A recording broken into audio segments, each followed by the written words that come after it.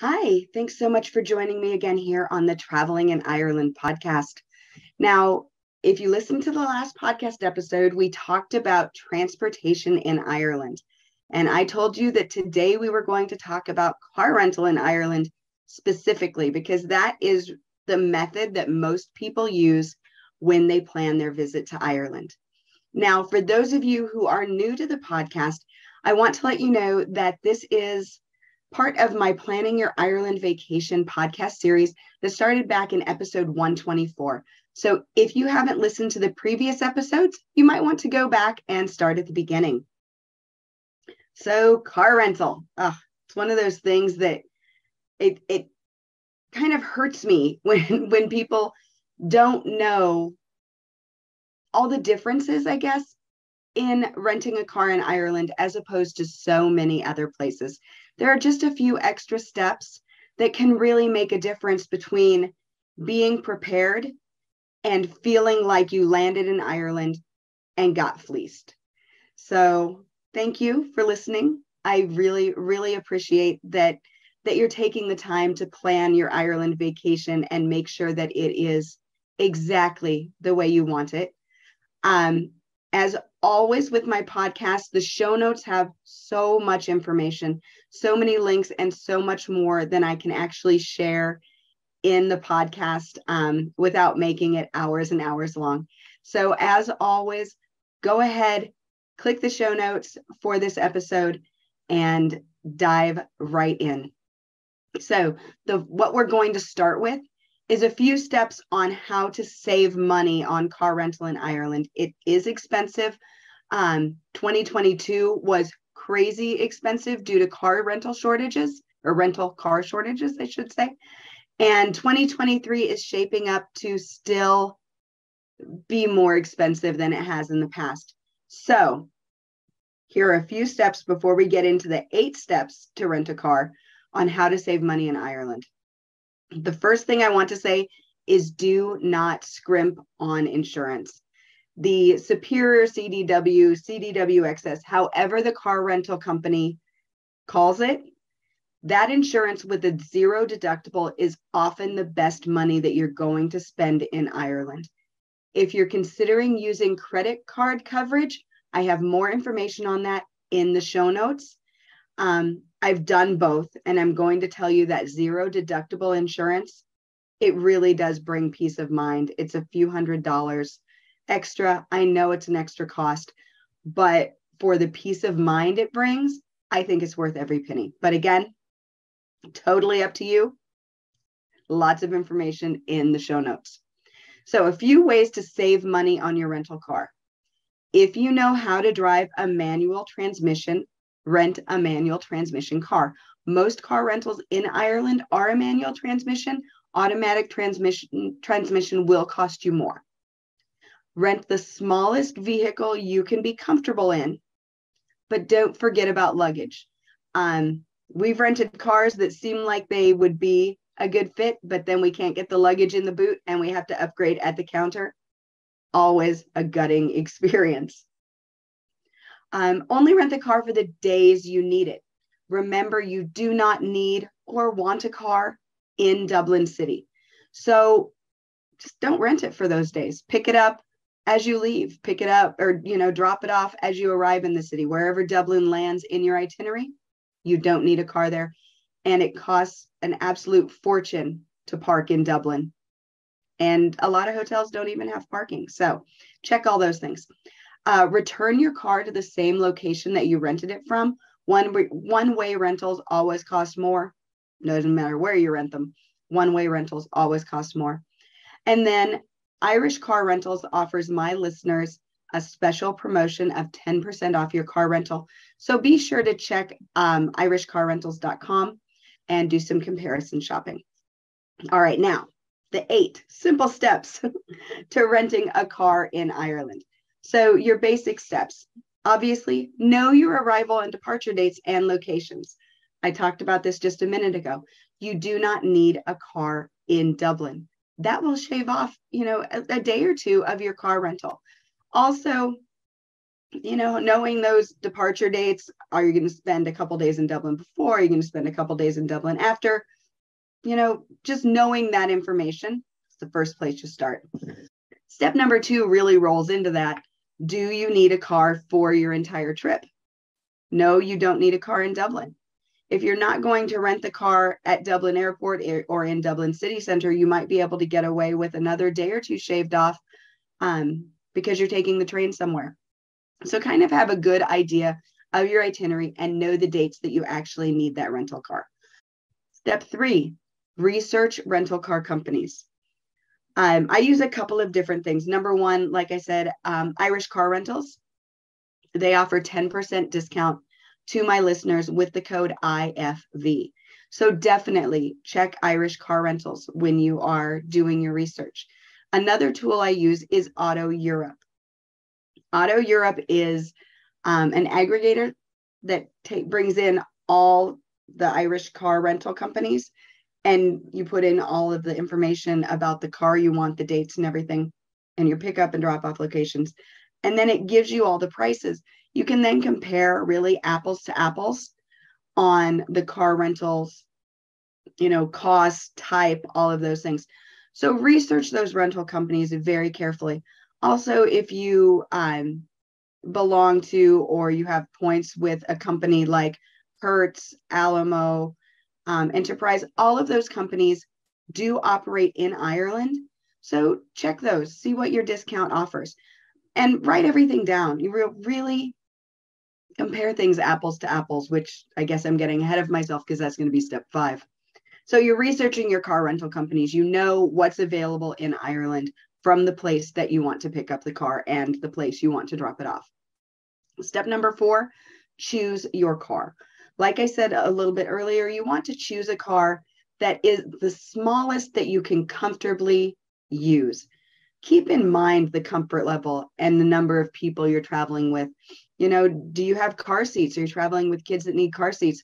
You're not probably going to want a teeny tiny little car. You're not going to want to squish the kids in there. You're not going to want he's kicking me, she's touching me. Really think of what you need to be comfortable in comparison to how much driving you're doing. Think about, how, if you're doing like long drives, do you want to be in a cramped car shoved full of luggage for 5 hours a day? The answer is probably no.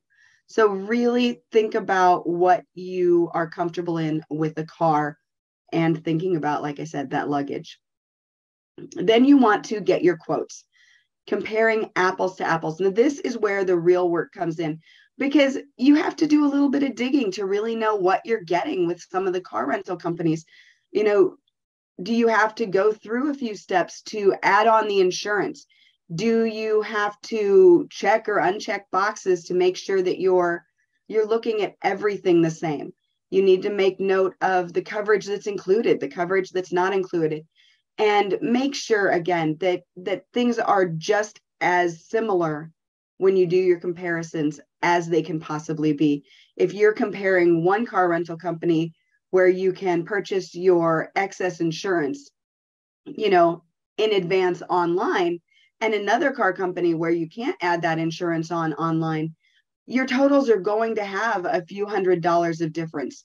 So make sure that everything is as close to the same as possible when you are comparing your quotes. Number 6, check and double check those insurance options. Now, this is where people really run into problems when they are doing their Ireland car rental.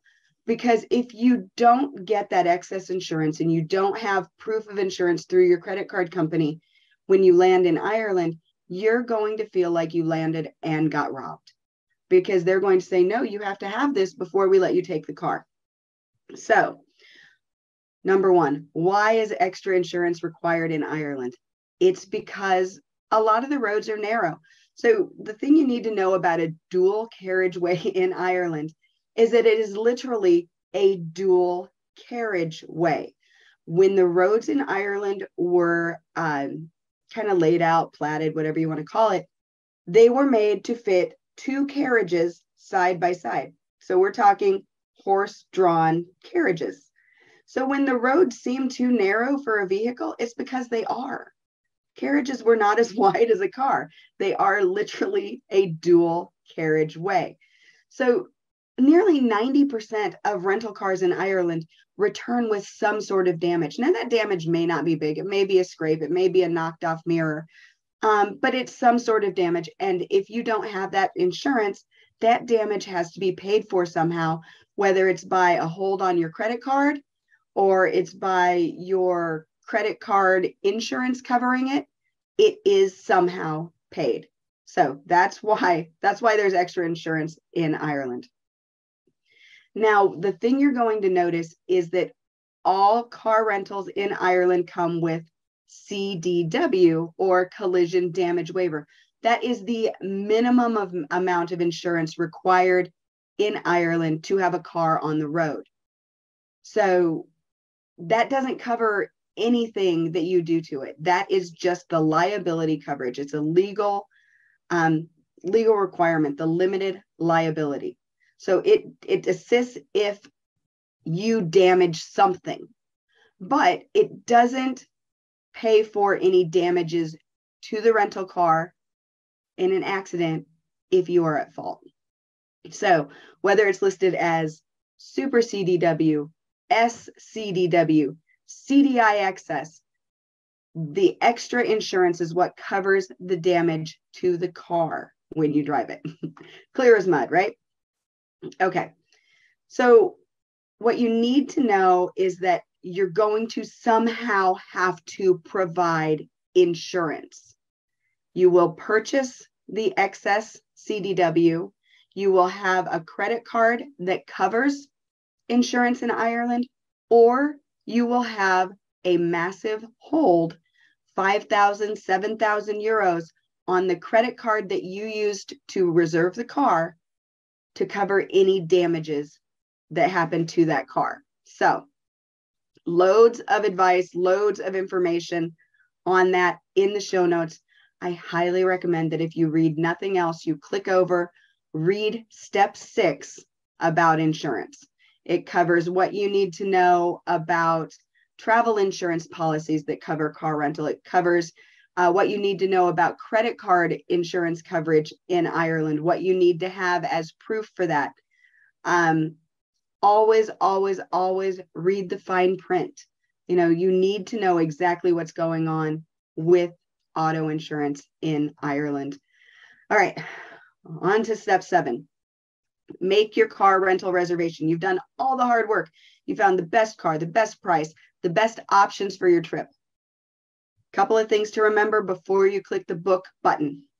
The car must be reserved in the name of the main driver, and the credit card used must also be in the name of that driver. So I can't reserve a car in my husband's name with my credit card. It will not be accepted. They may not cancel it outright, but you might arrive in Ireland and find out that that's just not going to work, and they cancel it right in front of you. So make sure that the name of the driver, the name on the credit card match. You also need to have a current driver's license to rent a car. Like I said before, international driver's licenses are not necessary, but your driver's license must be valid. Do not arrive in Ireland with an expired license or a license that is going to expire while you're there. You will not be allowed to rent the car. Also, when you're renting the car, put your flight information on the reservation in case of flight delays.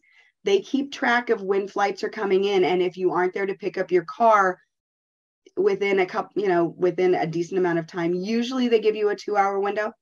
But if you're not there to pick up your car after your flight arrives, they will cancel your reservation and let somebody else take that car. So make sure your flight information's on there, because if your flight has a delay and you're late picking up your car, it will still be there. I always call the rental car company or send an email just as backup for that, just kind of as a tip. All right, and finally, number 8, tips on picking up, driving, returning your rental car in Ireland. If you have a 0 deductible insurance policy that you have purchased, like I said, it lifts all the weights off your shoulders. You can return that car with it dented, damaged, crushed, no questions asked. So you've got that insurance. It really is the easiest way to rent a car. Now, if you aren't purchasing that insurance, I highly recommend taking pictures of every angle of the car, interior and exterior, when you pick it up and when you drop it off. If you can have those images time-stamped, even better, just in case there are any charges or discrepancies on the drop-off of that car rental. I usually, especially if I'm in Dublin, now I don't do this when I fly out of Shannon, but if I'm flying out of Dublin, I usually purchase the refueling option. The prices are, I think they're pretty fair. It gets rid of the hassle for me of trying to find a Dublin airport fueling station. A lot of the times the prices there are higher, and car, auto fuel is already stupidly expensive in Ireland. So I like it. I return the car on E and I walk away. As I talked about in the last podcast episode, the M50 toll road around Dublin is barrier free. That toll is usually not rolled into your car rental, but ask about it. A couple of car rental companies will pay that toll and just add it to your bill. Most require you to pay that toll yourself. So know about that. There are other toll roads in the Republic of Ireland. Usually you can just pay as you go through. They have a credit card tap, super, super easy, or you can pay with cash. Some rental cars companies will have like a toll thingy in the car. So just confirm, ask if you need to pay tolls or if they'll be added to your bill. Now, if the car interior is excessively dirty when you return it, so we're talking sand, trash, any of that, you are probably going to be charged a cleaning fee. So if you don't want that cleaning fee, clean out the interior of the car before you drop it off. And again, as I mentioned, if you don't have that zero deductible insurance, take pictures when you drop it off. A lot of the times the agents do not do a final walk around with you there. They're just too busy. So those pictures are your insurance against being charged for any damage that you did not create. All right. As I mentioned before, there are loads and loads and loads of information in the show notes.